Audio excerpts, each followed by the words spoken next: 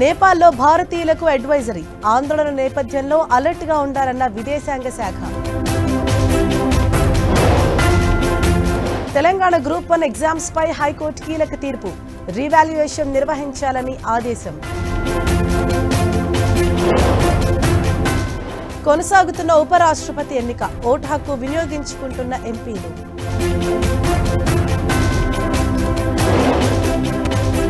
కాసేపట్లో తురకపాలెంకు ఐసీఎంఆర్ బృందం మిస్టరీ మరణాలపై అధ్యయనం.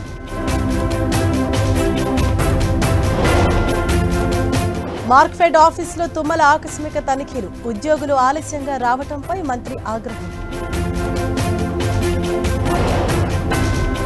తెలంగాణలో యూరియా కష్టాలు గజ్వేల్లో మహిళా రైతుల కొట్లాట.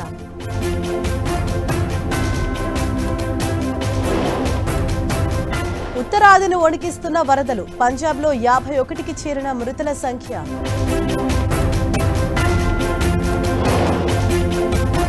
కాసేపట్లో వరద ప్రాంతాలకు ప్రధాని మోదీ పంజాబ్ హిమాచల్లో బాధితులకు పరామర్శ.